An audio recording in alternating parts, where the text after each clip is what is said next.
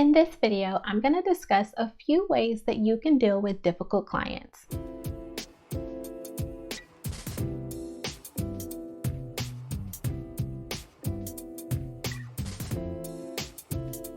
Hey, what's up YouTube? It's Natasha, the business recruiter. Welcome back to my channel. So when it comes to dealing with clients, it's important to understand that although you're going to be super excited that you do have clients to be able to work with, not all clients are made the same. And what I mean is that not all clients that you have a signed contract with are going to be pleasant to work with. It's the nature of the business. Everyone is not going to be friendly or even want to uphold certain things that are associated with the contract, even though they signed it.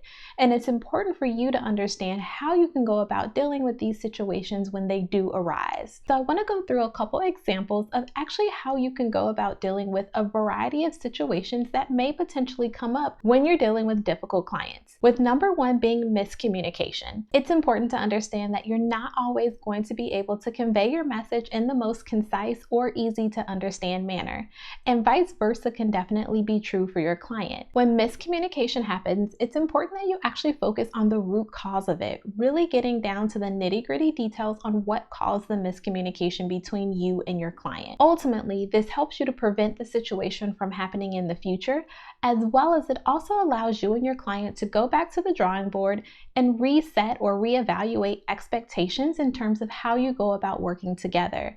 Keep in mind that when it comes to running a recruiting agency, there are a multitude of steps that are involved in this process.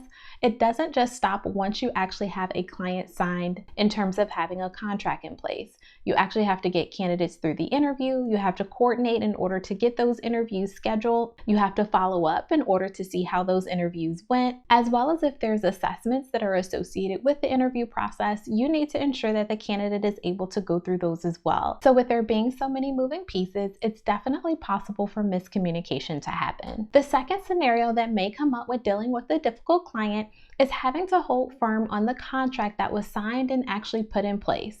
It's important to understand that there are going to be clients out there who, although there is an agreement which makes it a legally binding document that they have signed and put in place with you, they are still going to want to go back on some of those things.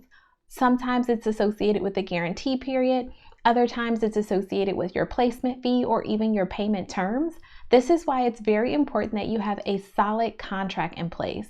It's important that you really go through and you evaluate what are the opportunities to be able to entice your client, of course, to get them to sign, but ultimately, what are the things that you can put in place within your contract in order to protect yourself?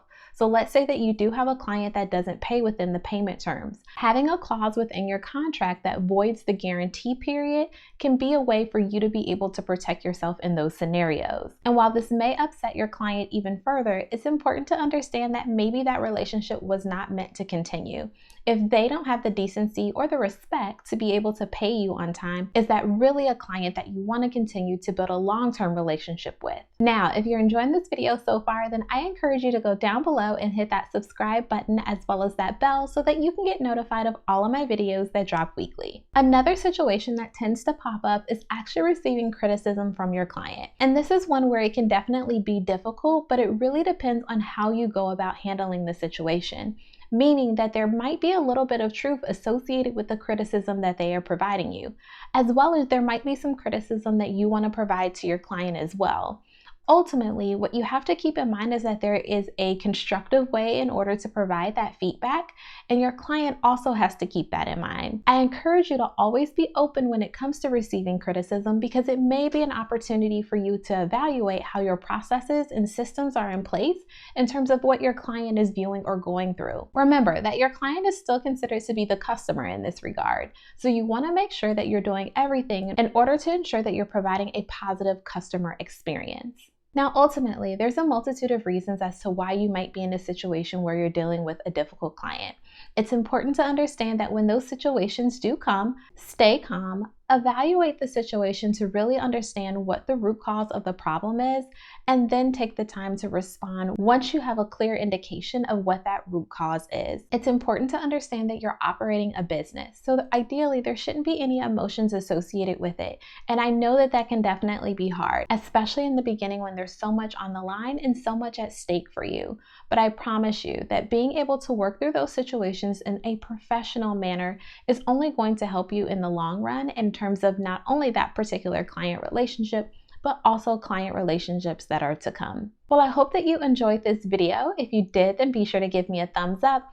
As well as if you are not in my Facebook group, then I encourage you to join because we are still in there talking all things recruiting. As well as I want to hear from you. If there's a particular topic that you want to hear about in regards to starting a recruiting agency, then I encourage you to go down below in the comments and let me know what topics you want me to explore next. Thanks for watching, and I'll catch you on the next video.